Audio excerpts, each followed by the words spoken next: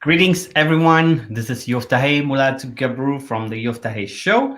Um, so just checking in that we're all in. Today, we're going to talk about the Federal Reserve, how important it is, what tools does the Fed use to manage the U.S. economy, and why is it organized differently than other government agencies? I mean, we have two guests here that are going to be able to describe the financial structure or how it does affect us on our day-to-day life. So I am really, really grateful to having Dex Beyene and then Stephen Clayton on the show. Before we get in, I appreciate you all. Please make sure that you are able to watch this broadcast on the Yoftahe Show on Facebook and also on the YouTube channel, the Yoftahe Show. So please share, comment, everything that so that others can participate and share. So once again, today is about the Federal Reserve that was founded in 1913. So we're going to talk about history and the day-to-day activities, how it makes it different from any other governmental institution. So once again, Dex is not new for our show. He has been has been part of the Yoftahe Show a few times before. So thank you again for welcoming you. So if I can give you the floor first and say a little bit about yourself, and then I'll go on to Stephen right after that. Perfect. So thank you, Yoftahe, for this opportunity. So you introduced me as Dex. The listeners, especially my cousins back home, would be surprised who is this Dex. So that is my American name. My real name is Midegssa Beyene. So really, I'm so grateful to be here with especially my friend with Stephen. Stephen and I, we work for the Fed for many years. So I came to the Fed many years ago. Actually, when I joined the Fed, there was no email use. Believe it or not, I started with the Federal Reserve Bank of St. Louis, the Louisville branch. I was actually recruited out of college. I studied business and economics. So I have been with the Fed for a long time. So what do I do?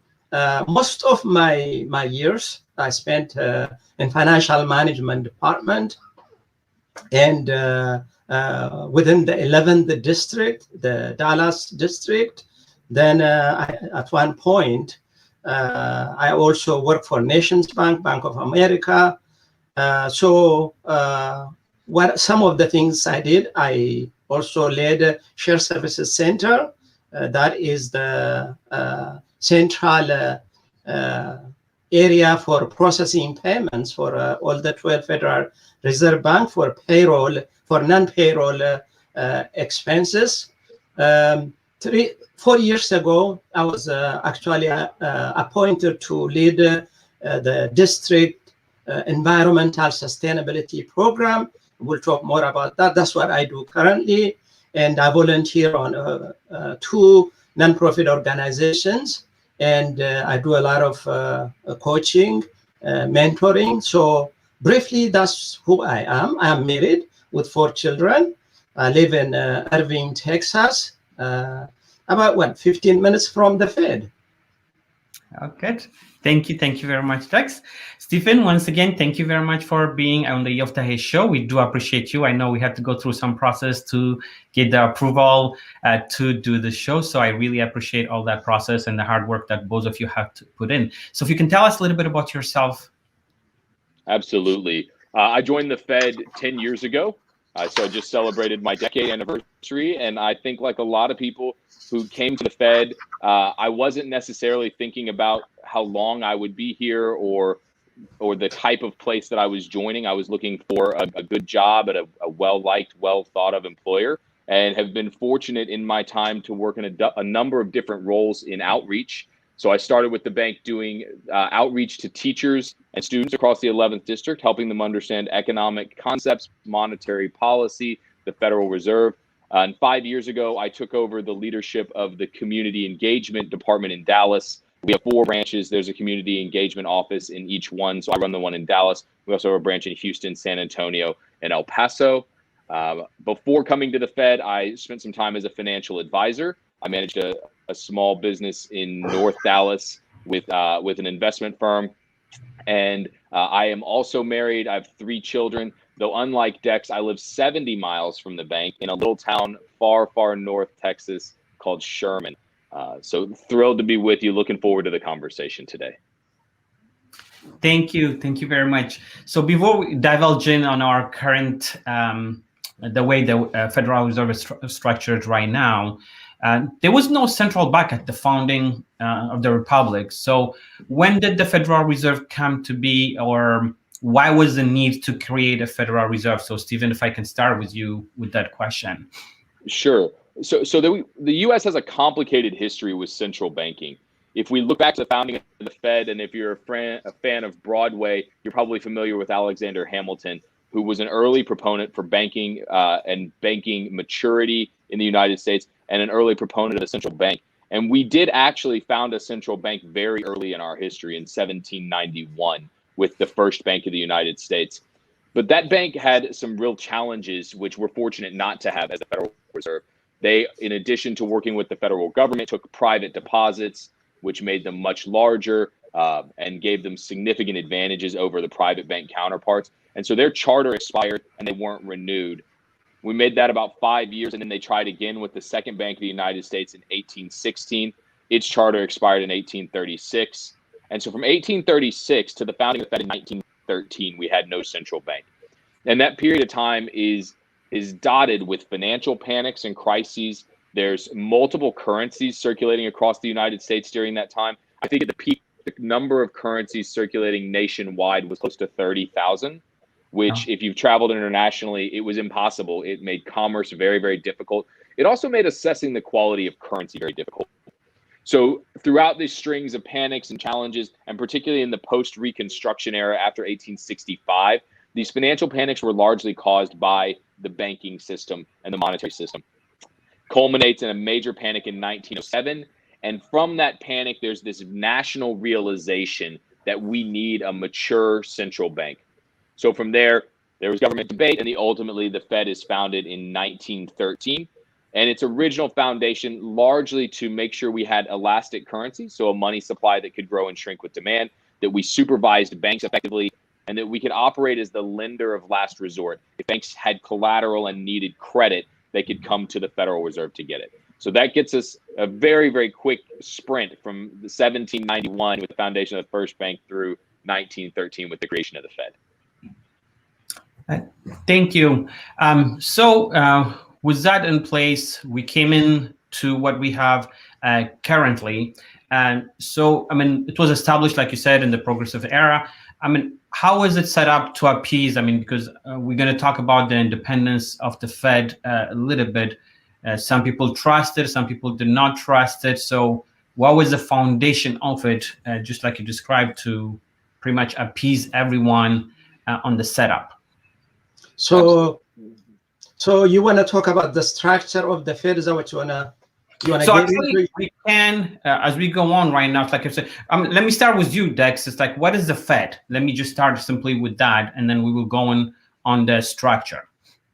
Yeah, so just to add something to what Stephen said. So when we look at the history of currency, the history of payment, as Stephen said, it's really complicated. You can't even go 1600 or before that. So when people like us from outside who came to the US or who live abroad, the current financial system of the United States is really well established and very impressive. But how did we get here? The history of the nation, it went through so many ups and downs to get to this point. Actually, the payment systems started with the bartering system. Tobacco, beads, and corn used to be used for transactions, for trading. From then, during the colonies, 13 colonies, each colony, they have their own currency. So at that point, there were 13 different kinds of paper currencies. If you take Texas actually has beautiful currencies called star money. So through all ups and downs, especially 1907, like Stephen said, the Great Depression brought us to where we are today. So to understand the current structure of the Fed, let's look at one of the slide I sent you, Yoftahe. Okay, let me pull it up.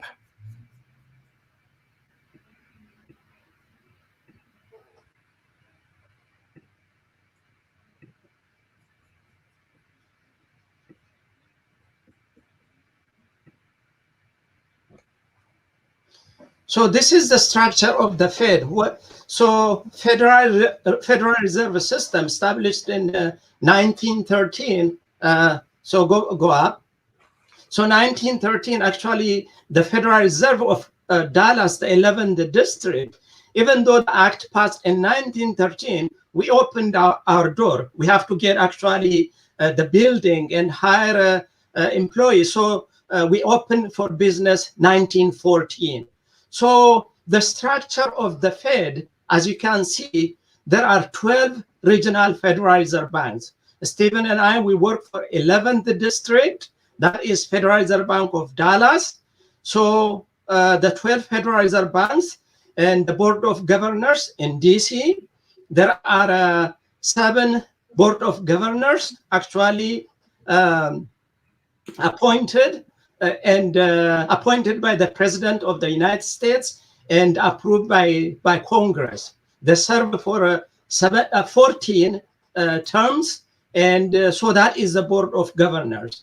The last one is the Federal Open Market Committee. That is the Federal FOMC. Actually, it's interesting. So that is actually the monetary policy making body. So what makes up the FOMC is the 7 of the Board of Governors and 5 presidents of the 12 Federal Reserve banks. So when they vote on interest rate or monetary policy, the 7 of the Board of Governors and 5 of the 12 Federal Reserve banks, actually they get together, they debate, and they vote on the monetary policy. So high level, this is the structure of the Federal Reserve System. Do you want me to go to the next slide or just leave this? So if I can add, Yoftahe, you asked about how did the structure appease everyone when it was created. So I think it's worth looking back at the Constitution, the 2 clauses that are probably the most famous ones, the Reserve Clause and the Elastic Clause. The Reserve Clause says that any powers not expressly granted to the federal government are reserved to the states or to the people. And the Elastic Clause says that the federal government can make any laws necessary and proper to carry out their duties. And those 2 things are reflected in the structure of the Fed. There is certainly a contingent of people in 1913. There were in 1776. There are in 2021 who are really looking for the federal government to stay as hands off of anything as they can, right? Stay as far out of the state, stay as far out of people's lives.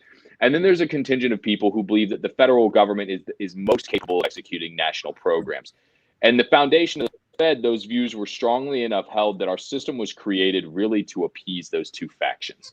We have the Federal Reserve banks, which are private, we're self-sufficient, we're nonprofit organizations, and we have our own board of directors that hire our own CEO. And then we have the Federal Reserve Board of Governors, which are those, as Dex mentioned, those presidential appointees with the Senate confirmation. They are as national as you can get. And so by blending those 2 together, we created a structure where populists and folks who were looking for a smaller federal government could say, I have this local, privately run institution that's representing me. And the factions that were looking for a stronger national presence, a federal government presence, could look at it and say, I'm protected from these factional interests by a federal government. And that was blended together, as Dex mentioned, through the FOMC, which brought those together starting in 1933 to coordinate policy action. So the structure of the organization is really reflective of one of the debates that's run the entire history of our country about where power ought to lie. And the way they blended that, I think, is really elegant, if unique. Okay. Thank you for that. With what Dex said and then what you just shared right now, because sometimes we hear the Federal Reserve is part of a government, but we talk about it's an independent agency. And then you described it in the beginning, what was the need to have that independency. So for those who might not understand, how does it get funded, or what kind of political influence does exist in the Federal Reserve? So what do we mean when we say the Federal Reserve is an independent? What makes it different from other agencies? As I will speak to that. So yes, the Fed is independent. I have some talking points on that. So the Fed is considered to be independent because its decision do not have to be ratified by the president or any government officials. That's one of the reasons. So the Fed is independent of the government and does not involve in political matters. We do not involve in politics. That's one of the reasons. So as far as the funding is concerned, unlike governmental agencies, Fed funding does not come from congressional budgetary process. So where do we get our income from? How do we cover our expenses? So two areas. So Fed actually earns interest from government securities and fees it charges for services we provide to financial institutions. We do provide many services to financial institutions because we're bank of the banks. We're not public banks directly. Financial institutions are our direct customers. So whether through currency issuance, ACH, and a lot of other accounting services, we do charge fees, and those are where our incomes are coming from. Just to give you idea, I think Stephen said actually the Fed is for non-profit organization. Yes, we are. So what we do is after we cover our own expenses, the remaining actually balance goes to the Treasury. Let me give you a specific number. For the past 10 years, from 2011 through 2020, the Fed actually turned over $838.1 billion to the U.S. Treasury. That is actually in 2020, meaning last year, we turned over $88.5 billion to the Treasury. So this is really very high level of the independence of the Fed and also the status of non-profit. Stephen, you want to add anything to that? Well, only quickly why that independence is so important. Monetary policy decisions affect the price level in the United States. And price level and inflation, as it comes out of that, is something that politicians historically do not do a great job managing. In the short term, inflation feels really good. People get raises. It feels like the economy is growing. But over longer periods of time, sustained high inflation erodes purchasing power. It damages the abilities of consumers and businesses to plan. But politicians don't always take the extremely long view of these things. And so when you get your politicians out, when they don't have to ratify those decisions, as Dex mentioned, then the Fed can pay attention to its mandate and focus on that medium and long term for our decision making, which generates overall better performance against those metrics like inflation. And if you look through history, most recently in 2007 in Zimbabwe, where the government took over the monetary authority, the inflation rate ended up in the millions of percent.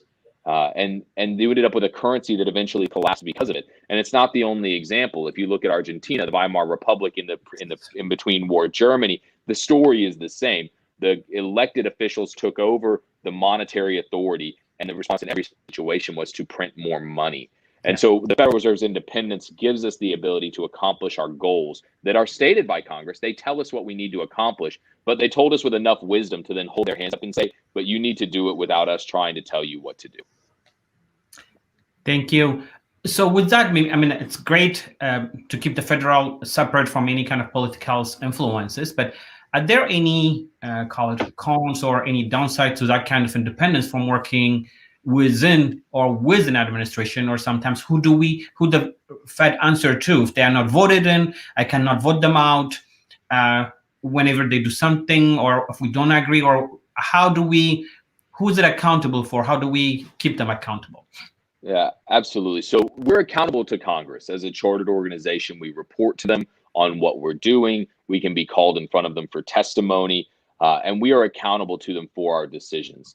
And so even though you have that non-reappointable governor's term, they expire every 2 years. And so the presidents get opportunities to appoint new people to them. So there is accountability. We're also audited. Those audits are public and people can go and check up on how we're doing. And if you get out on any of the Federal Reserve Bank website or the Federal Reserve Board of Governors website, you can see the volume of disclosures that people can look at themselves. They can look at our portfolio. They can look at our decision making. They can read the press releases. So a lot of our accountability, obviously directly to Congress, but then transparency makes us accountable to the U.S. people. And we do that again through those audits of our organization and then the public disclosures. When you ask about downside, though, to being separate from government, I think that there is one that's worth noting, which is a coordination downside. So the Federal Reserve, by its independence, is making the decisions it believes is best for accomplishing its dual mandate of price stability and maximum sustainable employment. But we're not the only organization that tries to influence those two things. Fiscal policy, the actions of Congress with taxation and spending, also have to do with unemployment and potentially with inflation, depending on the size of government spending. Our separation from that means that our assessment of the economy and decision-making to try to bring about those national economic goals may run contrary to what Congress is trying to accomplish through the budgetary and spending cycle. And we saw that pretty starkly during the Great Recession, the 2007 to 2009 period of time, when the Federal Reserve was extremely accommodative in its stance. Interest rates were very, very low. We were going through quantitative easing and growing our balance sheet. And that was being matched on a fiscal policy side with cuts in government spending and with other situations that we might say make it harder for us to accomplish those goals because they were pulling back as we were pushing forward. And so if I had to identify any challenge with that quasi-governmental, that sort of aside to, it would be we don't always coordinate with the fiscal policymakers in how we do our business. They assess, we assess, and everyone moves forward. Okay. Thank you very much for that answer. So because with everything that we do, separation is good, but sometimes, like you just said, if there's not real coordination, then the whole political turmoil starts again. So we go through that. So let's go a little bit lighter and then start a little bit on sometimes even understanding what the printing of money or what coins are and how we start. So Dex, if I can maybe ask you, and then you both can jump in any time. What is the money supply, and then does the Fed control the money supply? So I think that goes into the dual mandates of the Federal Reserve System. So part of the money supply setting interest rate and the payment systems, I think, Stephen, you can speak to the monetary policy. Then I'll come back and speak on cash. Who authorizes to print them, who distributes them, what happens to the end life cycle, and I can speak to that. Okay, thank you. So starting with monetary policy, that's the Fed's influencing of the availability and cost of money and credit. And it does affect money supply, certainly, but not the cash style, the coin style that you kind of mentioned, Yoftahe. What monetary policy is seeking to do is make sure that enough money is in circulation that we have, and by money, I mean more than just the physical currency. I'm talking about the money that's in people's accounts that's only referenced digitally, the stuff that you never hold in your hand. And we use monetary policy, the movement of interest rates up and down, as a mechanism to raise and lower the cost of money. If money is cheaper, people will want more of it and they will spend more of it. And that has an accelerating effect on the economy. If on the flip side, if we raise interest rates, that lowers demand for money, that will make the economy slow down a little bit. The reason we do that is to accomplish the dual mandate that we've mentioned, that price stability, maximum sustainable employment. If inflation is rising, we can make money more expensive and slow down the speed at which people spend it. And if employment is falling, if unemployment is rising, we can make money cheaper and incent people to spend more of it. That's a simplified way to describe it, but ultimately that's the goal of moving those interest rates, is to push on one of those two mechanisms. We separate that a little bit from the physical coin and the physical currency because they really serve different purposes. When you look at the overall scale of the physical money, it's not nearly as large as the digital money that's moved from bank accounts and businesses and direct deposited and swiped on your debit card. Because that physical species is only one facet of how we move money. The money supply is made up, obviously, of that physical species, but also demand deposits that are in people's checking accounts. And then if you look at the next level into, you had the short-term savings accounts, those time deposits, CDs of that sort. But that altogether is kind of the money supply. I think the interesting conversation, and the one that I think really fascinates folks, is much more the physical money. So Dex, I'm going to throw back to you to talk a little bit about money printing and coin to share with everybody. Sure. So Yoftahe, you want to go to the Fed structure, the slide you showed earlier? The slide. Give me Yes. seconds. Let me do that. So on that slide, we talked about the structure of the Fed. So that comes back to also the actual currency, the money in your pocket worldwide. So where is it coming from? So the three areas. So actually the Board of Governors authorizes, has authority over the currency. So that's the first thing. The second one is the printing and engraving. There are two locations in US, the printing and engraving. One is in Washington, D.C. The other one is here in Texas, I believe in Fort Worth, Stephen. So those are the two largest currency printing and engraving actually in the world. The Fort Worth printing and engraving is only 30 minutes from where I'm sitting right now. I'm sure it's about 60 or an hour and a half from Stephen. So once the board authorizes and the printing and engraving, they print them, and the 12 Federal Reserve banks are actually distributing the currencies to financial institutions. So that is how the distribution of the currency goes out. So if you look at almost any currency, there are 12 numbers. I believe that is on the, let me see, on the left side of each currency. It goes from A1. If you see A1 on your currency, dollar bills, 1, 5, 10, 20, or 50 or 100, you will see A1, all A1 US currencies, dollars, are distributed by the Federal Reserve Bank of Dallas in your hometowns, Yoftahe. So if you see, go up to the slide, yes. So if you see K11,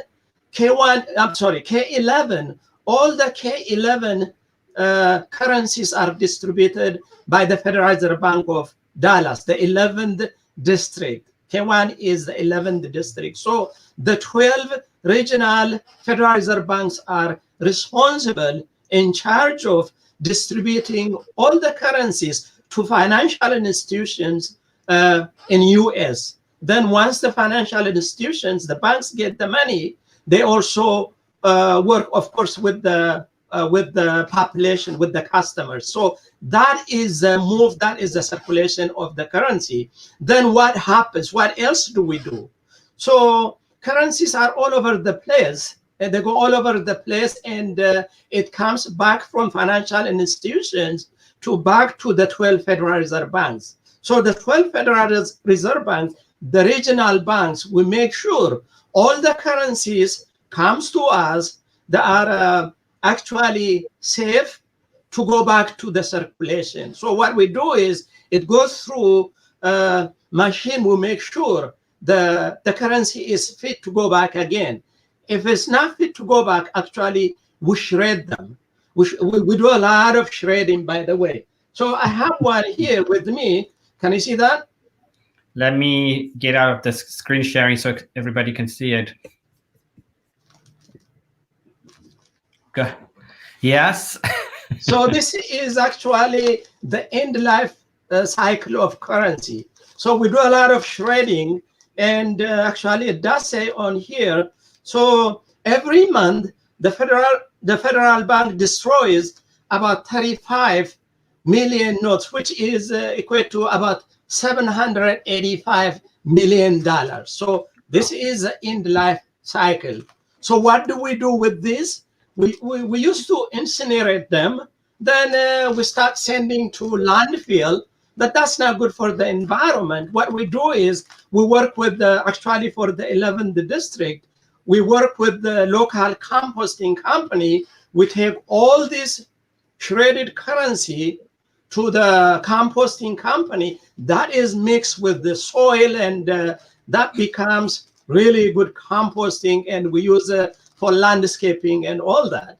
So that is really a very high level history of currency. Of course, there is counterfeit, and we also make sure when currencies come to us from financial institution, we detect for a counterfeit.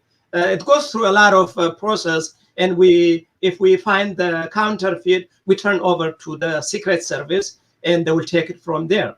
So for our listeners, if you also see counterfeit, please reach out to call a Secret Service or your local authorities. This is really a big one. So that is really very high level how the currency starts and end up in the composting.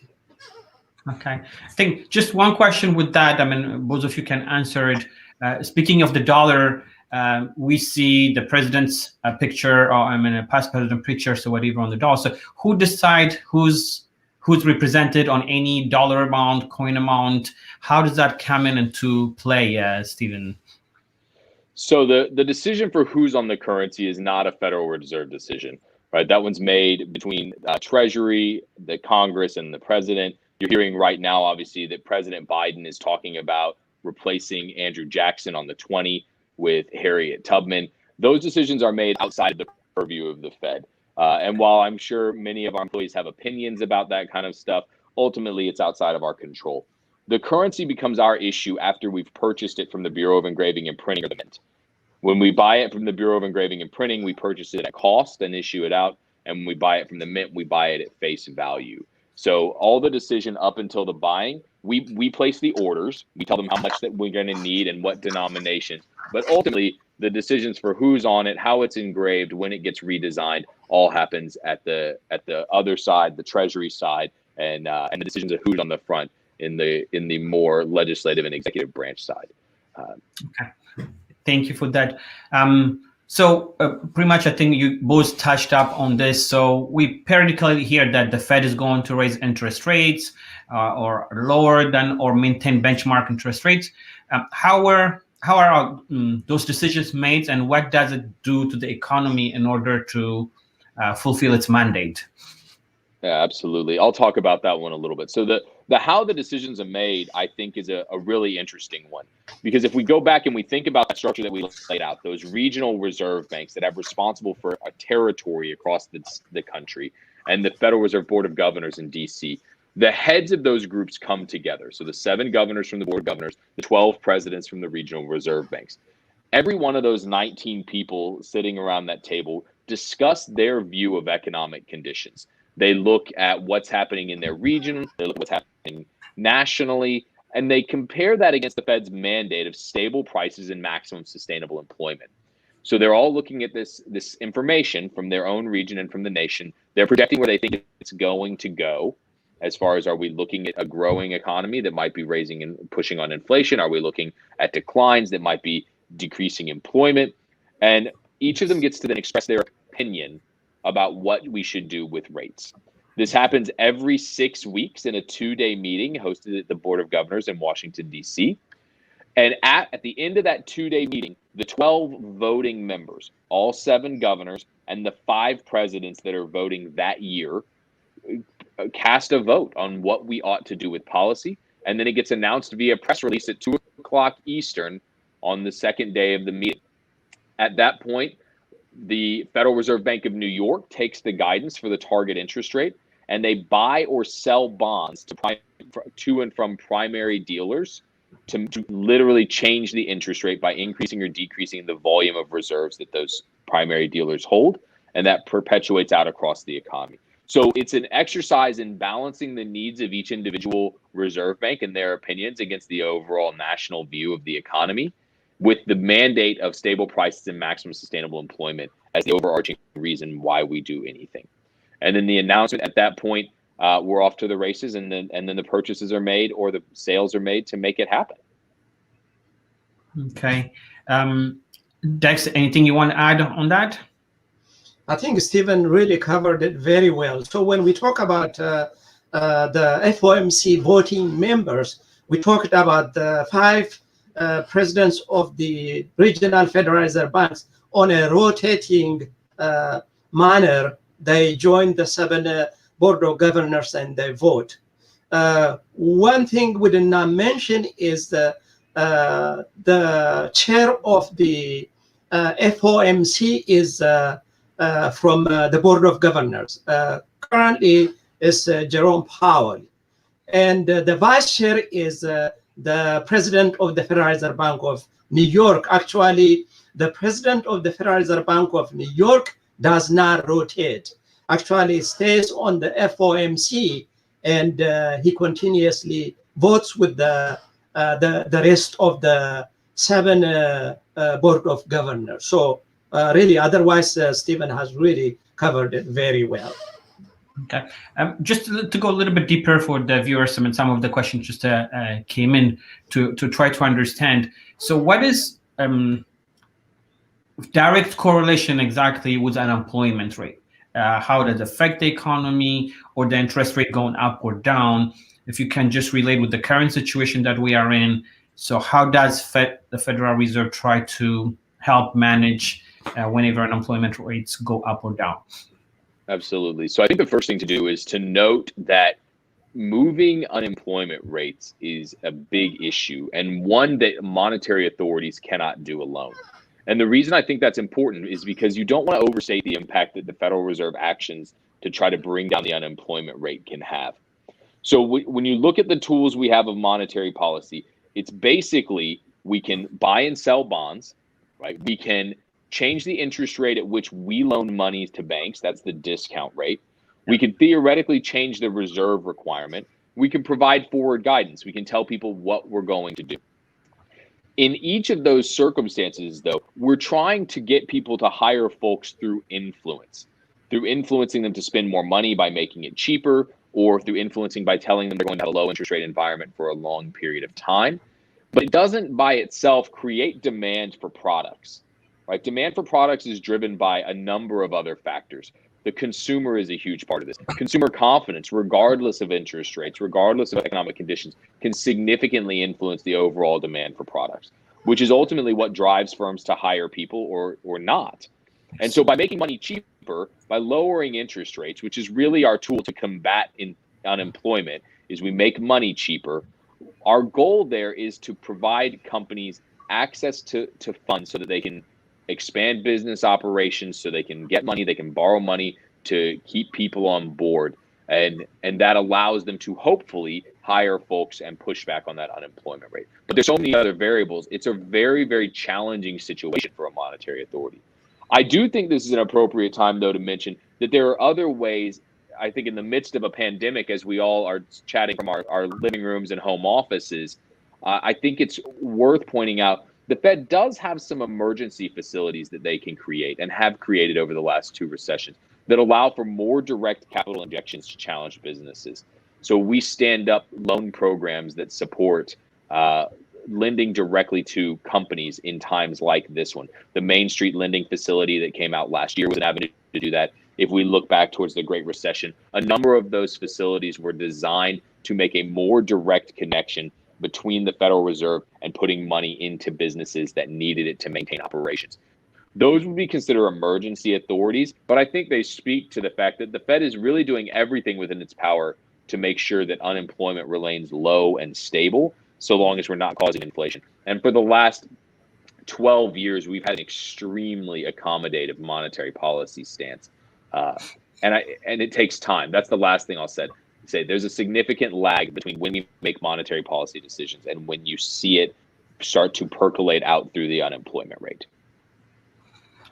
Okay, thank you. If we can touch up, like, because you just talked about unemployment and other things, like in our time, the recent what we call financial crisis that we can remember is 2008. So for the people who still recovering from that, and now we added COVID, because of COVID-19, a lot of citizens and then businesses are really hurting. So when it comes to, especially for the 2008, or to prevent that kind of crisis, what do you think the role was of the Fed in that time, or in general, what is the role can predict or prevent or play in to try to prevent those kind of financial crises?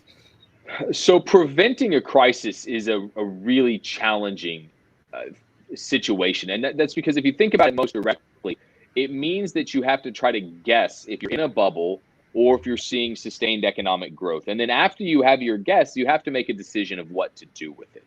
And so the Fed takes more of a stance of trying to assess economic conditions, trying to project where the economy should be going and growing, and then making monetary policy decisions to bring about that mandate of stable prices and maximum sustainable employment. We're not in the bubble popping business. That's not one of our mandates from Congress. But there are things that we've done to avoid financial crises like we saw in 2007. Let's set the pandemic aside, because the pandemic is a reactionary situation for everyone, right? You're in a pandemic, and now everyone has to respond to that as best they can. Correct. But if we look at the financial crisis, there were challenges in regulation that helped to lead up to it, and supervision. And so there were changes made after the financial crisis, the Dodd-Frank Act being some notable ones, that tried to make it more effective for the Fed and other financial regulators in the United States to regulate these organizations, to supervise them more effectively. And we started to look at, were our organizations safe and sound, and what did that mean? And doing a little bit of different ways of thinking about that. So we started stress testing large organizations. We had the largest organizations in the country had to write what we call their living will, an orderly unwind document, so that if something bad happened, it was understood how to manage the failure of a major institution. These were things that weren't in place before the financial crisis in 07, 08, 09 that have come since then, with the goal of providing what we call, it's a really complicated name, macro prudential surveillance of the financial system. So looking over the entire financial system to try to identify and mitigate systemic risks. And I think that's worth separating from the idea of assessing where we are in the economic cycle to say, should we intervene? It's more looking at, are the practices of our financial institutions and of the financial system as a whole, are they sustainable? Are they built in a way that if we had an economic downturn, these institutions could make it through? Or are our institutions positioning themselves to be in trouble again if we were to have another financial downturn? So those responses from a regulatory standpoint, from a supervisory standpoint, in the post-2007, 8, 9 world, we believe better prepare us to look across the financial system and assess if there's risks that are growing out of control. And so that's really how we are trying to make sure we're prepared to support the economy into those situations and avoid going into those major financial crises that could have been not necessarily prevented, but mitigated if we'd had better supervisory and regulatory streamlining. Thank you. I think that brings me to a two-part questions. Maybe you can ask Dex, and then on the does the Fed hold for individuals? Can individuals are such myself or account to pay bills and get money? Is there any relationship for me directly with the Federal Reserves as an individual? Yeah, that's a good one. That's a good question. Actually, I do get a lot of questions around that. So the Federal Reserve System is a central bank of the nation. It's the United States central bank. Actually, it is for the financial institutions and also fiscal agent of the US. So this is to say individuals like Stephen and I, or our bank president, we do not have account with the Federal Reserve System. So short answer is no, but we can really elaborate on that. Okay, so there is no personal relationship as an individual directly with the Federal Reserve. So if we're talking to the financial institutions, so Stephen, back to you. So what kind of a role have in overseeing the banking system in general that the Fed has? So you said a role in overseeing the banking system. I got a little bit of what is the relationship between, like you said, it's a lending system to all the banking. So how does it regulate it? How does it control it? All those relationships in between, I guess.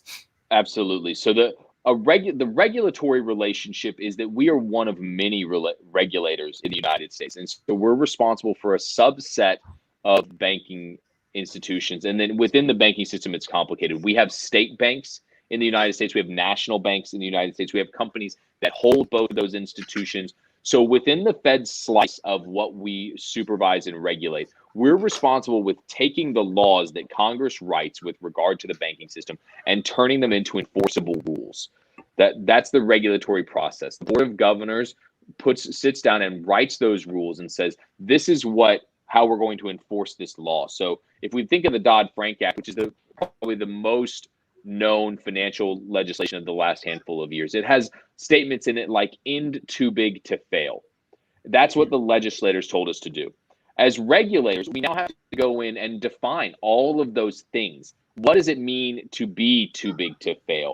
What does it mean to end it? And then we write rules around how we can do that. And there's a lot of ways to arrive at having accomplished that legislative goal. You could end too big to fail by saying we're going to break up any bank that's larger than a certain size. Right now, they're not too big. But that's not the type of stance. We look for a nuanced stance in regulation that allows for growth and success in the financial system, but also protects two major facets of our consumers' lives. One, it creates a safe and sound system. And that means that financial institutions who can weather the economic cycle and who are going to be able to persist in accomplishing their duties. The other side is consumer fairness and protection.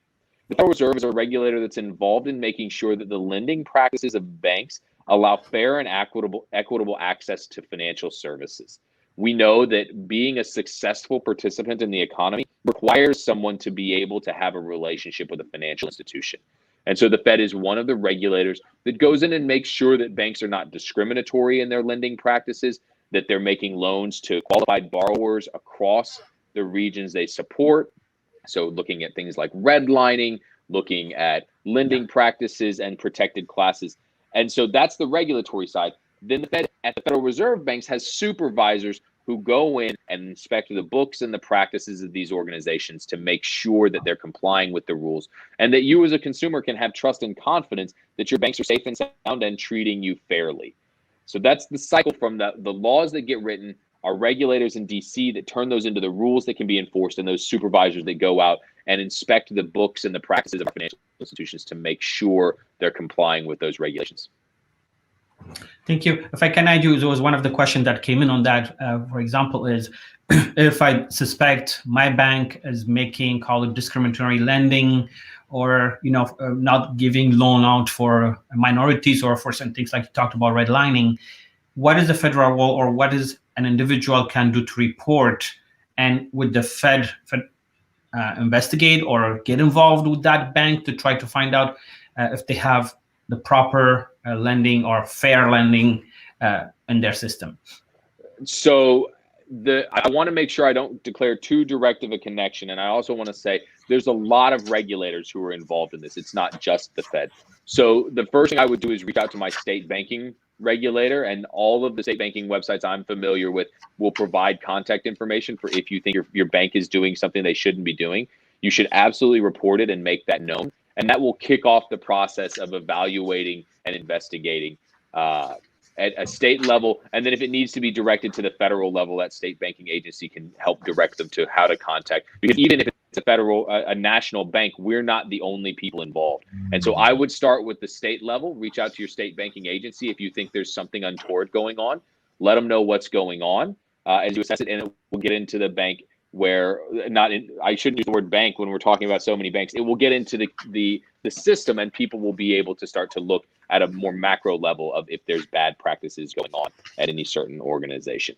The Fed is absolutely a part of the regulation of that and making sure it's not happening. But I don't want to overly direct that if you email me, I'll push it to the right person. Start with your state banking agency. Let them know what's going on if you suspect something is happening that's inappropriate, and they can handle it from there. Okay, thank you for that. Let me see if we have any other questions, but I think you mentioned this in the earlier decks, like there are meetings, there are other things that we do. So how do we know, how do we find out for the Federal Reserve, how does their balance sheet or how they deal with whatever they're maintaining? So what is, or for someone to try to understand the balance sheet of the Fed, where is, or how do we get informed? So actually, what we do is we're very transparent. So the Federal Reserve System, the 12 Federal Reserve banks and the Board of Governors, they do publish their financial statements. So the best place to go, actually, you can go in, this is public information. If you go to federalreserve.gov, you will be able to see all this information. Actually, specifically, there is data and FAQs section, and you should be able to really see anything you want to see. There are so many information out there. I really highly encourage you, if you're interested, to see. Again, the website is federalreserve.gov. So that is really the trusted area to get all the information around this. Okay. What about it comes, Stephen, to the Federal Open Market? Meetings are not open to the public. And how do I know what the FOMS is doing? Absolutely. So the current action is released in press releases. And as I mentioned, those come out on the second day of the meeting. They're available to anyone. They'll be published all over the place. So when you look at that second day of the meeting, you'll be able to see exactly what they're looking at. To dig deeper into their information, there's a wait period, and then they release minutes, and then a 5-year cooling down period. And they actually release transcripts of what was said in those meetings and the discussions. So part of that is to insulate the discussion so that people can't guess what the Fed is going to do and use it to manipulate markets. So we give that cooling down period. But we want transparency. So you can go back and read the minutes of those meetings from 5 years ago, or now you can look at the recession if you want to see what was being discussed. And we think by putting that information out there and letting people see how the deliberations and discussions go, it helps them understand the hard work and the real gravity of those conversations. They're done extremely seriously, and with the utmost respect for the impact that these decisions have. So those are the two best ways. I would encourage anybody to read the press releases as they come out. They typically lay out exactly what the decisions and thoughts of the committee were. They lay out a balance of risks inside them so you can see what the committee was weighing. And they do remind you of the statutory mandate to bring about stable prices and maximum sustainable employment. So it really anchors it to Congress tells us what we have to do: stable prices and maximum sustainable employment. This is what we saw unbalance in the economy. And so this is the decision we made, and then any additional commentary. And then you can even go down to the very bottom of those press releases and see who voted for and potentially against that action. So you know exactly who the people were involved. My opinion is that the Fed is very committed to being transparent in the kind of decisions that we're making, because that transparency and trust in the organization is critical to the success of our monetary policy and regulatory and supervisory work, and our outreach work. When people trust me, they're a lot nicer to me when I give a speech. So, Stephen, is that part of the page book? That's what it's called? No, so the beige book is on the front end. And when we think about how those monetary policy decisions get made, it's worth noting when you look at the reserve banks, we try to make sure that we're representing the concerns of our local communities, not just in data, but in conversations that we're having with business and community leaders. So every one of the reserve banks before each of the Federal Open Market Committee meetings produces a document that's called the beige book. It used to be because it had a beige cover, but now the document, thanks to Dex's hard work and sustainability and others, is converted to entirely electronic. So it doesn't have a beige cover on it anymore. But this is the aggregation of anecdotes about the economy from across the system. And so and that one is also published, and you can go and read. Those are anonymized anecdotes, so it won't tell you what company said things, but it will give you a feel for the conversations that are happening between business leaders and the Federal Reserve Bank presidents and their research staff that help to inform those monetary policy decisions. Publishing those anecdotes, again, allows people to go in and read for themselves and see the documents that are being carried into those FOMC meetings so that you can really see how that's informing the decision making of the committee when those decisions come out on the back end. So that's published as well. Thank you. So let's make it a little bit personal right now. As we know, because of COVID, so many people are suffering. And we hear, whenever we talked about 2008, bailout, stimulus checks, all of those things. If we are able to break it down, it's like the kind of question we're asking, is the Federal Reserve aware of the challenges that I and others are going through right now and how communities are facing? So what is the role in here if we are bailing out banks or we're bailing out big companies, like earlier you mentioned, too big to fail? What is it as an individual citizen, what I should be expecting whenever we are going through the kind of crisis we're going right now? Yeah. So let me start to go ahead if you wanna. Well, I was actually going to start. You talk about personalizing. I was going to start by personalizing to what my role is at the Fed. My job on a daily basis is, yes, talks like this and going out and sharing information with the general public, but my entire team and all of the community engagement people and the community development people across the Federal Reserve System are responsible for engaging with the general public and hearing the challenges and taking those back in real terms. So stripping the data away and getting it down to a conversational level about what's affecting your community, what's affecting your region. And we talk often to small business owners, so what's affecting your business or your industry that you're in, and really bringing that back to make sure that the organization, that the Fed has an understanding at a personal level of what's going on.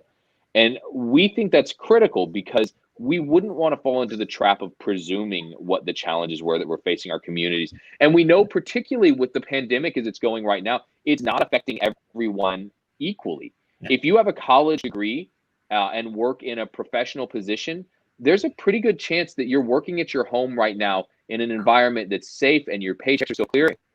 But if you have less than a high school degree, your unemployment rate is much, much higher. And you guys may live in the same communities, but you're not having the same experience. And so part of our outreach work is to go out and learn about that and understand it so that the decisions we're making can reflect the challenges of the totality of our community. The next thing that I think is worth highlighting in that space is to talk about what we can and cannot do. We are not able to make payments to people or stimulus checks. That is the purview of legislation, right? Those become laws. It's part of taxation and government spending.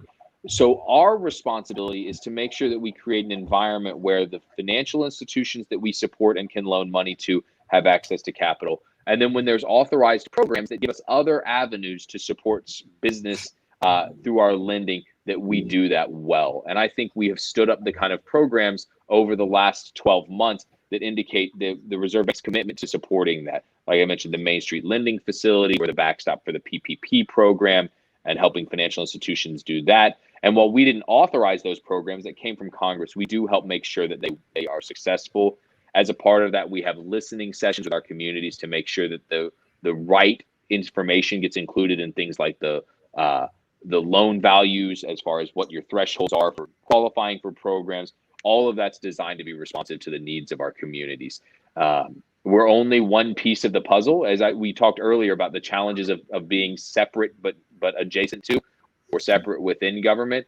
There's so many other moving parts, but I know that the people who work at the Fed, who are involved in gathering the information and making these decisions, all of them are incredibly sensitive to the challenges of the communities, so much so that we have staff like myself and my team that are out there every day listening to our communities and bringing that information back to informed decisions. Thank you. Dex, you want to add anything? Yes. So during this pandemic, lot of communities, businesses are hurting. So as Stephen mentioned, the two areas, the fiscal agency is the elected officials, and monetary policy is the Federal Reserve System, the three areas we talked about earlier. So the Federal Reserve System actually plays a key role. Even if you talk about the stimulus checks, the Fed is facilitating, actually working to make sure there is financial availability to the financial institutions, so that financial institutions will help the communities that are hurting. Also, when you look at the unemployment or employment before the pandemic, it went from about 3.5, about 4%, all the way to, during the shutdown, it went to, I think, about 30. So at that point, actually, that was not within the target of the Federal Reserve System full employment. I believe the full employment is about 5%, 4 to 5%. So at that point, the Federal Reserve System took a lot of steps to mitigate that kind of issue. Actually, the interest rate, the federal fund rate went from, I believe it was 3.5 to 0, so that financial institutions would go turn around and make the interest rate cheaper for consumers. When you buy house, your mortgage payment on your credit card, or when you buy cars. So those are indirect decisions the Federal Reserve Bank is making to help the community. So Federal Reserve System plays a key role during this pandemic time. Okay, Dex, if I can stay with that, thank you. I think we will talk a little bit about the lending power, but you just talked about the COVID during this time, and then we hear there are many supplies in shortage because of COVID. Is that true, or is it happening, or is it anything related to what we are seeing? What does it mean? So for people to have any kind of question or fear on that part, do we have any printed money or coins shortage right now? So there is no shortage of currency. I can't say that, but yes, there was actually shortage of coins in circulation. I was at Home Depot, I think about 2 months ago. There was actually a sign, we have shortage of coins. So what happened? Why are we short? Why are the shortage of coins? Actually, due to the pandemic, when a lot of businesses are closed, the circulation of coins were very limited. So at this point, actually, there is a committee studying about the shortage of coins, and so decision will be made to make more coins available. So actually, again, if you go to the Federal Reserve .gov, actually there is a specific question and answer specifically relating to the coins. So for fun fact, how much is in circulation right now for any currencies, or how much is it in circulation right now? So I don't know. Do you have that number, Stephen? 2.2 trillion in total, I believe, is the number. I'm not staring at it, so please forgive me if I'm off by a little bit there. Fun fact, and I think one thing that's interesting about that is it's a very small, percentage of the total U.S. GDP is covered by that. The other thing that's interesting about the size of that currency base is the U.S. dollar is a very desirable currency around the world.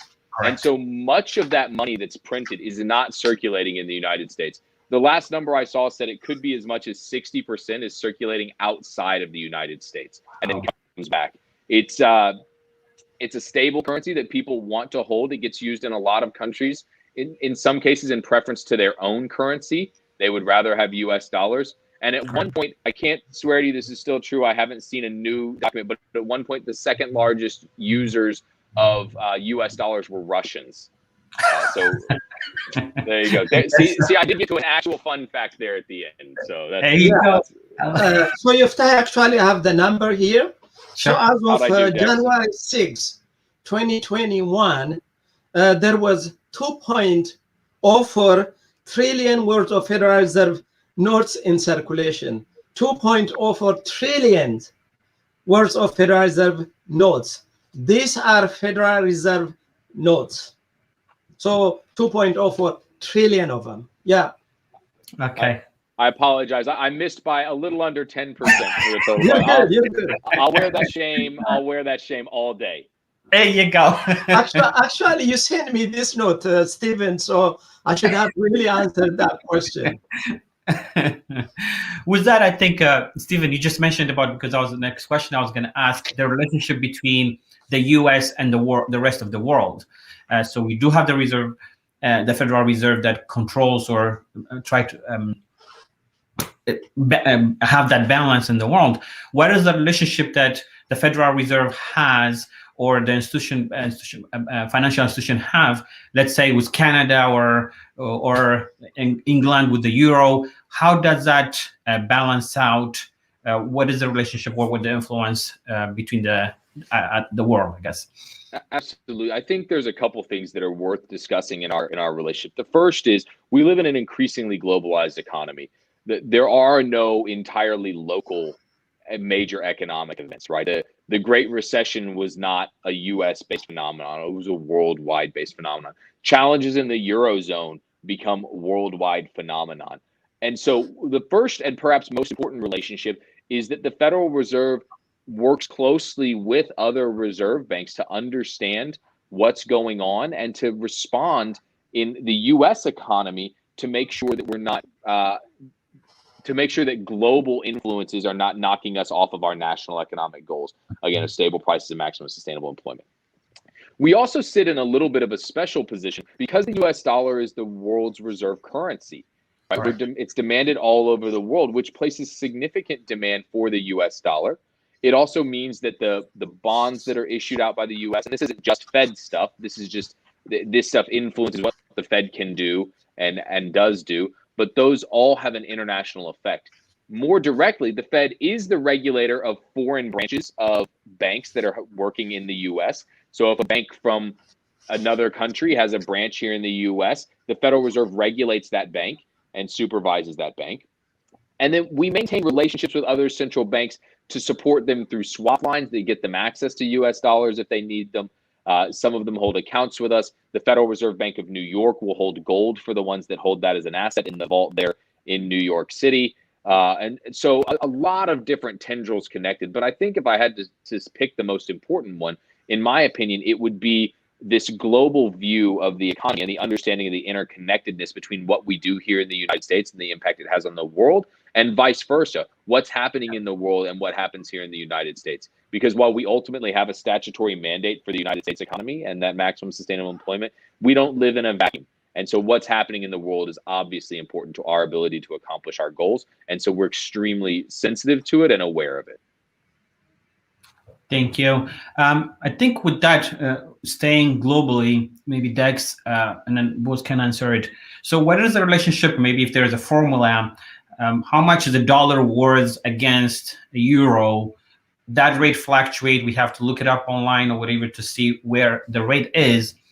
Is that measured by just the market, or how does that affect it?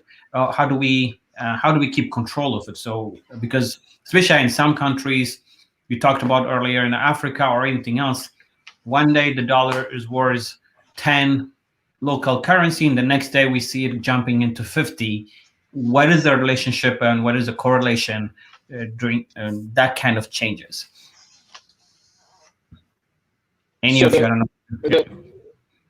I think this is where the Fed does not try to peg interest rates, right? They matter because interest rates reflect the value of those dollars compared to a basket or another currency, which is indicative of the desire of each group to have the other currency to one degree or another.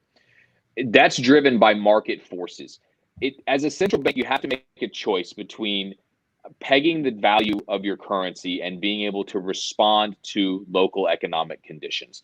And modern central banks worldwide have decided that it's better to be able to respond to those conditions.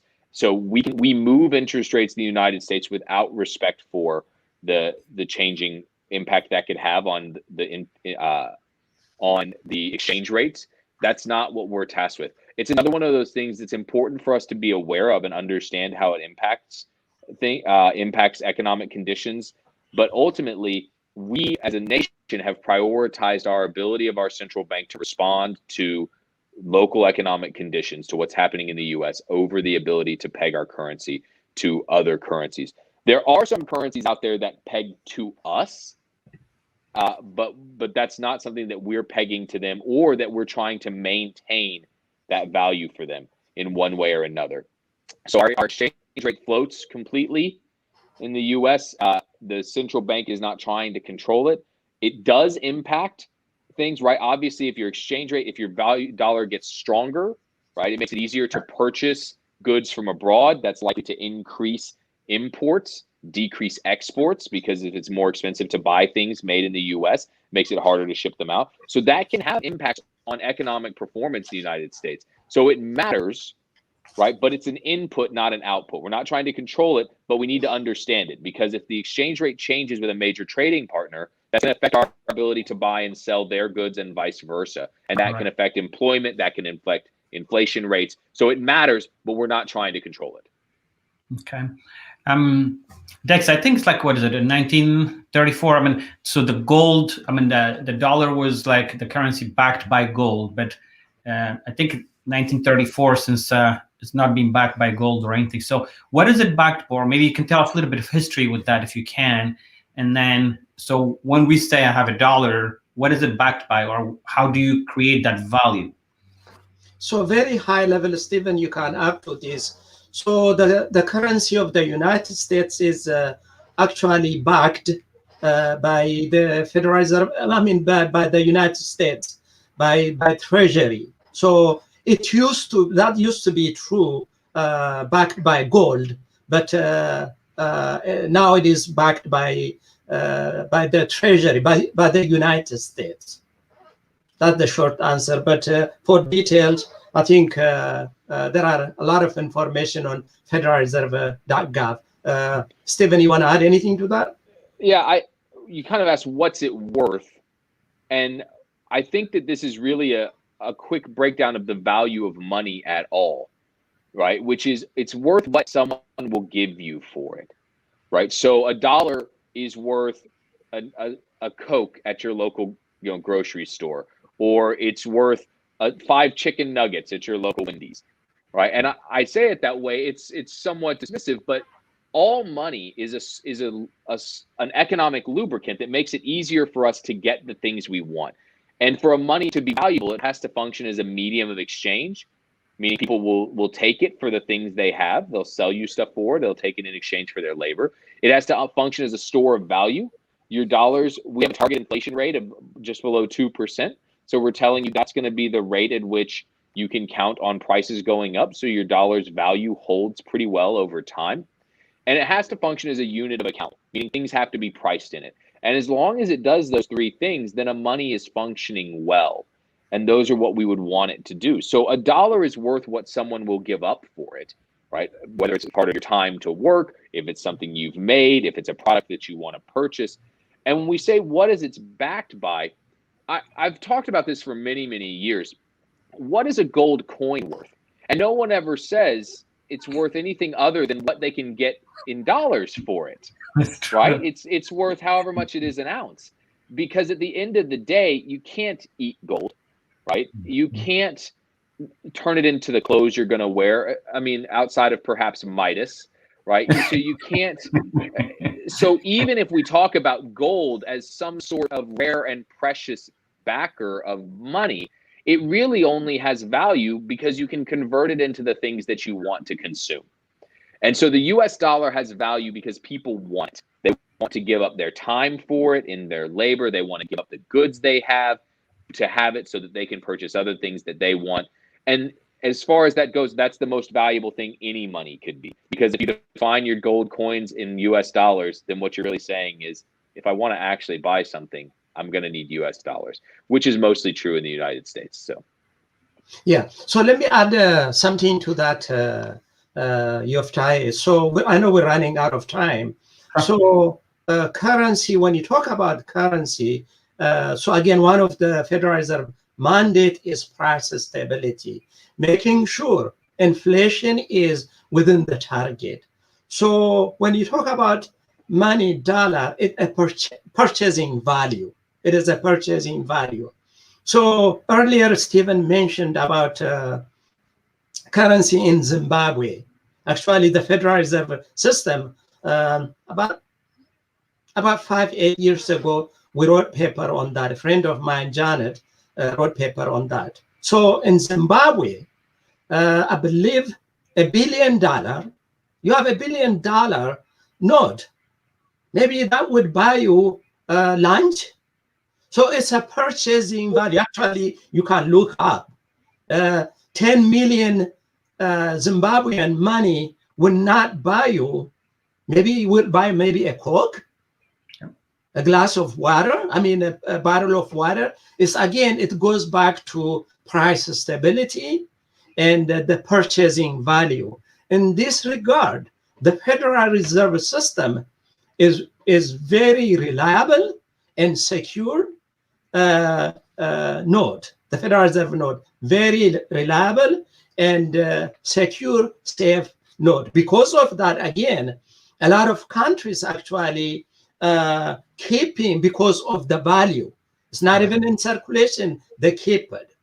So again, going back to what is money, it is a purchasing value. What do you get for $10 billion in Zimbabwe, or $500 beer in Ethiopia, or $5 in US?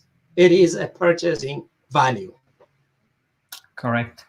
So thank you for that. So currently, like we said, because of COVID, a lot of businesses are closing or they are restructuring the way they take payment. And some of the questions that came in, because of COVID, they put in some safety guidelines and they are saying they refusing to take dollar because of the exchange or COVID can pass on. So is it legal for any business to refuse currency and require only credit cards or debit cards or whatever to be able to exchange for the goods? Yeah, if you look at the front of a Federal Reserve note, what it says is this note is legal tender for all debts, public and private. So what that tells you is that the court system will allow you to discharge a debt, public or private, with the Federal Reserve notes, but they don't require businesses to accept them. You can take just credit cards or debit cards if that's what you want to do. And I think it throws people off because they think this is a dollar, this is good anywhere. But the fact of the matter is it's enforceable in court, right, as legal tender. And your bank will take it and give you credit in your bank account for it at full face value. But no, those businesses aren't doing anything illegal, maybe slightly inconvenient. But I would say that, reserve notes pass around as they're cotton and linen, and people carrying them around in their pockets and handing them to one another. It is not, I mean, it's something that people need to be aware of and wash their hands well if they've been handling it a lot and things of that sort. Our people who work in cash wash their hands frequently or wear gloves because it does get passed around between people. So I haven't seen any transference of COVID-19 traced to money, but the company's not doing anything illegal to say it's making them nervous and they don't want to take it. Okay, thank you.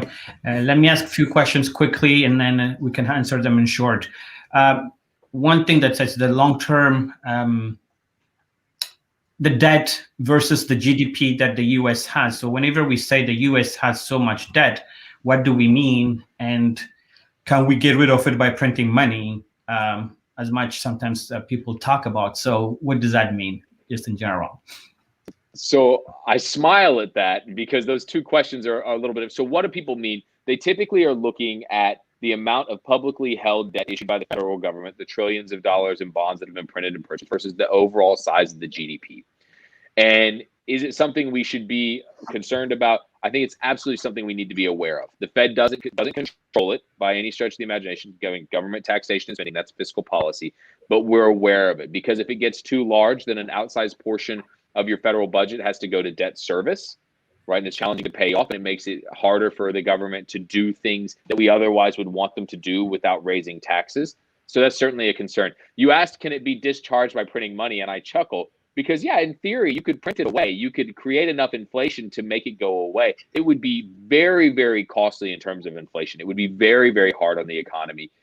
It's not something that you hear floated as a response that would be acceptable to deal with the debt challenges in the U.S. The other thing is to know that countries are different than people, right? We have to manage our debt because we are in a way finite, right? And someone will have to deal with that debt at some point, or it will have to be discharged through some other way. Countries can exist. I mean, perpetuity is probably too long, right? Even the Roman Empire doesn't last forever, but for very, very lengthy periods of time. And so they have more capacity to borrow. And as long as the people want the debt that's being issued and want to hold it, it may not serve as a drag. And that's what you're seeing is the debt in the U.S. has grown, is people still want to purchase U.S. bonds and want to hold them. So our borrowing costs remain very, very low, and our ability to issue debt to a world that wants to own it remains intact. The concern would be, is there a point where you lose that ability, where people no longer want to hold your debt? They don't trust you can pay it back, and those sorts of things. And that's where you really run into big trouble. So you're looking how much of those interest payments, and then if you have to start refinancing, are there still lenders out there, individuals who want to purchase that debt? Okay. What is the role of the Federal Reserve in the overnight market, overnight lending? What is that? Is there any relationship with the Fed? The Fed funds rate is the rate that banks charge one another for overnight lending.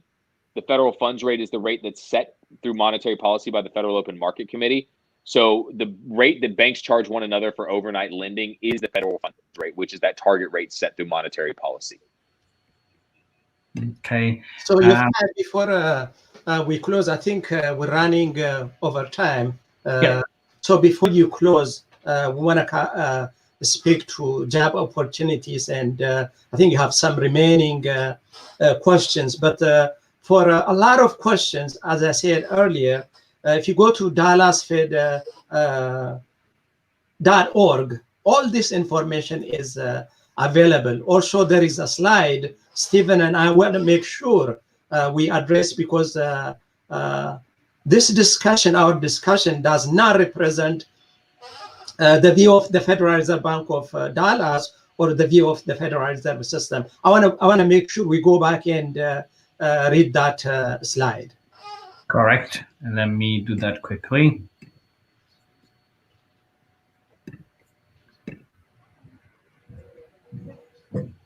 Stephen, you want to read that? I will read it. This is a stretch for me. You know how I feel about reading. The views expressed in this presentation belong exclusively to Dex and myself. They're not necessarily reflective of official positions of the Federal Reserve System or the Federal Reserve Bank of Dallas. That means if you love it, it's all us. We did a great job. If you hate it, direct your mail to Dex.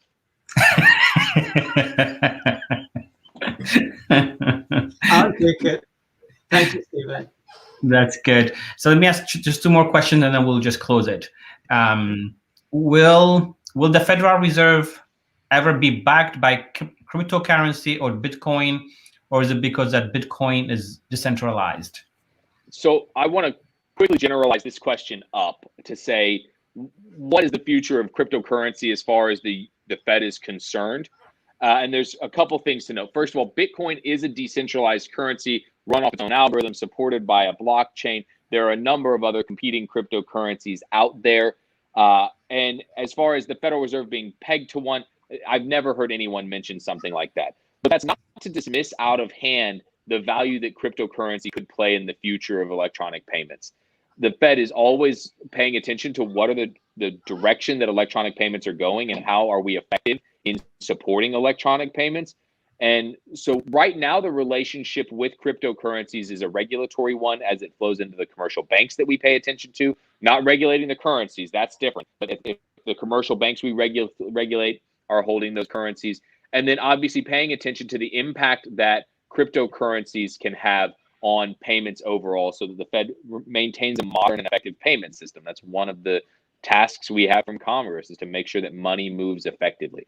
So do I ever see us being backed by some other cryptocurrency? No. Is it possible the Fed could one day issue a digital currency?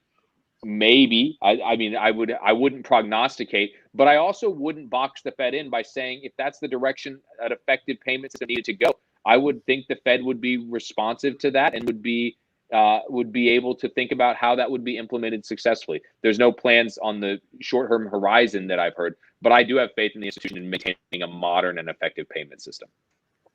Okay. One fun question. Why are most of the Fed Reserve Bank base located on the East Coast? I have so many jokey responses to Go back this. to that slide. Yoftahe, show the regional Reserve Bank map. Sure. Give me 2 seconds. As you pull that up, my joke response is because the guys that run ESPN's baseball coverage set up the Federal Reserve. No one talks about anything but Boston and New York. And I say that with all shade intended towards Yoftahe in Boston. If I have to watch one more biopic about a Red Sox team that didn't win for 80 years. So the real reason is at the founding of the Fed in 1913, and the establishment of the Reserve Bank in 1914, they took into consideration a couple of factors: population density, banking capital distribution, and the needs of the banking system to be supported by Federal Reserve banks. Because of that, and if you look at a population density map, even in 2021 of the United States, the population density up and down the East Coast is substantially more than the population density as you go west. So to have enough people in the Reserve Bank territories, enough banking capital in Reserve Bank territories, and enough banks in the Reserve Bank territories, as you go west, the territories grow. And if you look, like I say, if you've ever driven, what's your east-west interstate? Are you guys driving on I-10 if you leave Boston? If you were to drive I-10, once you get past probably, or if you headed west out of Boston and took the interstate, once you get past Chicago, there's not a lot of really large cities. I'm being serious, from there until you hit the West Coast. It's Wyoming, it's Idaho, and I mean no shade by that. Texas gets very sparse once you get west of Fort Worth. But that's really the reason. It was to facilitate the movement of money and the support of banking in the United States in 1914, when the large majority of people lived on the East Coast. And then as you went further west, you had to gather up larger and larger areas of the country to get enough banking capital and enough people and enough banks to justify a Federal Reserve Bank. It's very interesting, actually, when you read about the establishment of the Federal Reserve System. Even the 11th district, I went back and read the history of the 11th district. The debate went into whether the established the Federal Reserve Bank of Dallas in Dallas versus Fort Worth. We have branch offices. We have branch offices in Houston, San Antonio, and El Paso. It's very interesting the way they voted, the way they brought the public together. So a lot went into that, but it is working. Also, when we talk about the Federal Reserve Bank of Dallas, it's not just in Dallas. It covers part of Louisiana and New Mexico. So the Federal Reserve 11th district is studying the financial condition, the economic conditions of the regions. It's not just one city where it is located. It's the region. Actually, that is the indication of the map that it covers. Okay, I'll ask one last question and then we'll the slide to. So talked about so many things today, and then like you said, you can find most of the information on the website. So for both of you, just as a summary question is, the Fed's deal, what is the long-term outlook of the Fed, both economically and politically? Is there any statement that you both can make on this? So for people, just in a closing statement, so for people to understand, we talked about the role of the Fed, but is there any outlook or anything that we can talk about? So an institutional outlook, I really wouldn't know how to answer. So I think I'd rather kind of talk about why I think it's important that we have a central bank and the role I think we play in people's lives. I think when you have a central bank like the Fed that is built to be a hybrid of in and out of the federal government that has a regional presence across the entire country, that's providing local representation for the needs of people. I think the Fed is extremely well positioned as we look to the future to represent our constituents across the country very well, and to make monetary policy and regulatory supervisory decisions that support the health and success of the U.S. economy and the people who live and work within it. So whether or not the winds of change are to blow differently or politicians are to change their views, I think an organization like the Fed, one that's capable of representing the diversity of opportunity, the diversity of people across this country, and make decisions that can enhance the likelihood of success for the economy that all of those people participate in, is a critical one. And it's one that I'm pleased to be a part of, and happy I get to work to support. Thank you. Thank you very much. Dex, do you want to cover any of the part of the slide? Or this one, maybe you want to talk a little bit about this, or you already covered all of it that you want to? So go up, go to the, that one. Make it a little bigger, please. Yeah. So has the Federal Reserve, the way we used to do business, changed? This is actually indication of where it is going. When I joined the Fed 30 plus years ago, one of the biggest department across the Federal Reserve System was check processing, check clearing center. We had, I think, about 45 locations that cleared, that processed checks. All the checks, if you write a check from Boston to me, or from St. Louis to San Francisco, the way the clearing process, the payment process is going through the Fed. So Fed really plays a critical role. So when you look at the history of check, it went down from processing checks from about 40 plus locations to only one location, which is at the Federal Reserve Bank of Atlanta.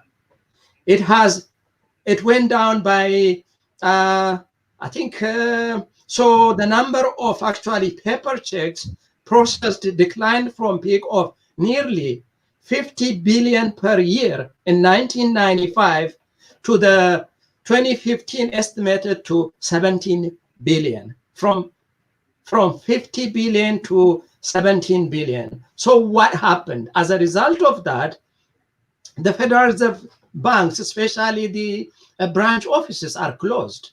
The branch office has started from out of college, actually, that is closed. The building is sold. So there are so many changes. Also, when you look at the payment system, the technology, all that is impacting the Federal Reserve System. So that doesn't mean there is no need for the Federal Reserve System. Federal Reserve System actually plays a critical role in the economy, whether it is the two mandates Stephen talked about, the full employment, price stability, making sure financial institutions play by the rule. So I just don't see the Federal Reserve Bank going anywhere. Would the way we transact, the payment mode will change? It is changing. You can just see the debit card, the credit cards, and other technology-enabled transactions are changing, but the Fed will be adjusting and changing with that. Thank you. Okay. So yeah, go ahead. I was going to say, I can jump in and talk about that last slide for a second, and just about how people can connect with us. Because the one thing that we would like this to be for all of your audience, Yoftahe, is an opportunity for them to develop a relationship with what comes out of the Federal Reserve, with what we produce. And so there's a number of ways that people can do that. They can visit the website of their local Federal Reserve Bank, and I'm sure they have an opportunity to sign up to hear about events, to hear about other research and information that's coming out, and they can read about that. They can reach out to the local contacts there to learn more about it. or as Dex always likes to say, and I think he more than anyone I've ever worked with is an advocate for coming and working at this organization. We also, across the country, all of our locations are always looking to hire outstanding talent. And if that's something you're interested in, there's a Federal Reserve careers website. You can also, if you live in Dallas or you would like to live in Dallas, you can go to dallasfed.org/careers. That applies from an internship all the way up to our professionals across all of the various departments you see there on the left. Because we're not-for-profit independent institutions, we run the gamut from our own IT infrastructure to our finance groups like what Dex ran, to sustainability like Dex runs now, to outreach. So we would love to hear from you if you're interested in working with us. If you go to dallasfed.org/careers and take a look, or if you visit dallasfed.org and click on research, you can see what we're producing. The Federal Reserve Board of Governors website, federalreserve.gov, to see what's coming out. But we would love to see your audience again on one of the virtual events that we have coming out of Dallas, or I'm sure our colleagues across the country would as well. And so please, Yoftahe, if people are interested, we'll be happy to provide you some links to connect them to that information after the show, and would love to see them turn up on another event in the future. Thank you. Just one thing to add, Yoftahe, I cannot emphasize enough, especially for college students and actually high school and college students, to look into the internship opportunity. It is well organized. It is just a great starting point. Actually, Stephen and I and the rest of really the Federal Reserve management team, we take that very seriously, mentoring and really giving opportunities for students. So as you can see in the slide that we share with you, Federal Reserve banks are located through the United States, and also the Board of Governors in Washington, D.C. So I highly encourage you to look into internship and also employment. So, yeah. Thank you. Thank you very much to both of you. We learned so much. I mean, sometimes when we hear about the Fed, we think like this entity that exists somewhere else, or think about the FBI, the scary organization somewhere else. So for breaking it down, for making it human, and then for the people to be able to see the face of the people who work there. So having you, Dex, and Stephen, this is definitely an honor for the Yoftahe Show, and then for the viewers. So I really appreciate everything that you all have shared. We learned a lot. For the viewers, thank you very much for the questions. Sorry, we couldn't take all your questions right now, but just like they mentioned, you are able to go on the website, be able to understand more about the Fed's role, get involved, understand it. And if you have any question that you can also send it, there will be a department that can help you with that. Please share, just like I always say, please subscribe. And one thing I want to share for this Wednesday, as we all talk about the COVID, one of the questions have already covered this part, but I'm bringing 3 doctors and a nurse to talk about the COVID impact that we have, and also the vaccines. A lot of people have been asking a lot of questions about, is it safe for me to take it or not? All the 4 medical personnel that you see here have taken the vaccine and safe. They can be able to talk about it, to give the confidence to the public what it is about. This is going to be on a Wednesday night, 8 p.m. Eastern time. I hope you all join us so that we can talk about what's going on, and then we can keep each other safe, and going to be able to go out and do hopefully what we used to do before this pandemic. Once again, Dex and Stephen, I appreciate you very much for the information that you have shared today. And it's a great honor with all the information that you have shared. So hope to see you again on the show for different topics. So with all the viewers, I appreciate you. Please subscribe and share. And I thank you. This is Yoftahe Gabru from Boston, Massachusetts, from the Yoftahe Show. See you again on Wednesday night, 8 p.m. Eastern time. Until then, I wish you all a blessed time. Thank you, Yoftahe, and thank you, Stephen, for agreeing to come on the Yoftahe Show. Really appreciate you. And actually, I just want to make sure, going public, I also have one more opportunity coming your way. So stay tuned. There you go. Thank you both. Have a good day.